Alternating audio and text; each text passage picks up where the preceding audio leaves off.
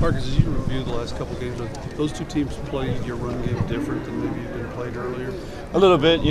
They kind of, it seemed like they had an emphasis on stopping it. And, it's just, that's, I guess, some defenses will do that, and it just so happened that I had to, be called on to throw a little bit more. And, the Cal game we were successful. This game, we had some struggles, but, it's just all learning. And, we take what we're given and just learn from it.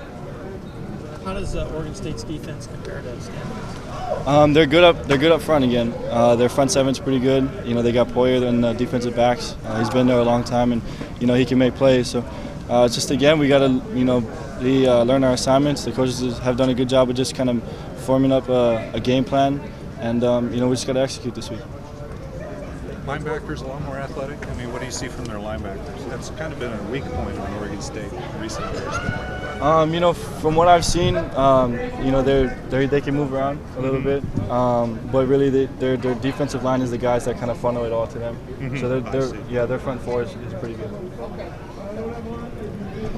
Are there things from Saturday's game that you learned from that you can use, that you can take into this? Just taking what they gave us. There's a lot of times I was trying to force a little bit too much, and just learning that we got guys here and I can get them ball and they'll make plays, and that's probably the biggest thing. And just taking care of the ball. That interception before the first half was key, and just learning from those things. How different was it coming back from the first loss then? It wasn't any different, and I think that's what's good about this program is, win or lose, it's the same mentality, and it's just one day at a time. And, Monday we had an excellent practice, and today we came out even harder, and that's what's exciting about this team is, we faced adversity, but, we're overcoming it, and we're just looking forward to tomorrow. Have you been able to put the loss behind you? Yes, I have. Sunday was a long day for me a little bit, but that's just part of it. You got to come back Monday ready to go, and a lot of these older guys, a lot of these seniors, they really just, especially for myself and a lot of the young guys, they made sure that we have to understand that we have another game to play, and it's on to the next one. How did Sunday go for you? Did you call your dad? My family's here, so I just kind of spent the day with them. We just kind of talked over the game. My dad's my biggest critic, and it was just good to hear from him, good to see him face to face, and just kind of talk to him about things. What are some of the things he said to you? He was just more or less what I felt.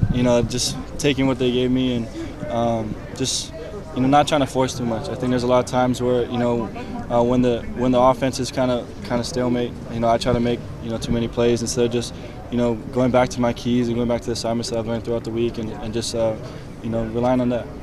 Marcus, you haven't played in a Civil War yet. What are you looking forward to from the experience? I can't wait. It's gonna be a good game. We're going down to Corvallis, and it's gonna be another fun atmosphere. I'm sure they'll be out there cheering, and it should be good.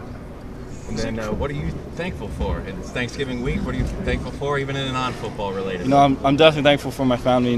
They're able to come up here. They're able to spend this week with me, and it's great. We're gonna have a home cooked meal. My mom decided she'll cook in the apartment, and that's one of those things I'm very thankful for. How nice is it for you to have that, to have that ability, to have them come up here for you? Yeah, it's a blessing. A lot of these guys, a lot of their parents, it's expensive, and just to have them, save up a little bit of money and come up and spend the week. My brother's even here. He's taking days off of school, and it's truly a blessing.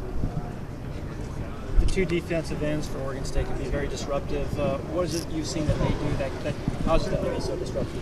They're big and they're athletic. 95 can really just get up the field and really disrupt a lot of things. And like I said, there's things that we'll have, and there's things that we're gonna have to rely on.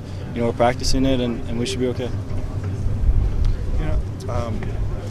You guys won. It's pretty exciting in the game. That's been proven over 50 games with Chip. Is it critical that you guys run the ball and get your first downs running the ball?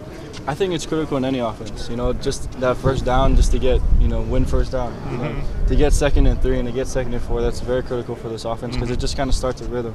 And once we get in a rhythm, we start rolling, and that's where this offense can get really, just unbelievable. And that's just one thing. And the running game has done a good job of just winning first down for us. But if we have to resort to the passing game, that's fine with us. So however it rolls. How do you feel like you guys have tried to make corrections or adjustments this week in the running game? You know, we haven't done anything different. It's just doing our thing, you know, executing, and just making sure we understand what's going on.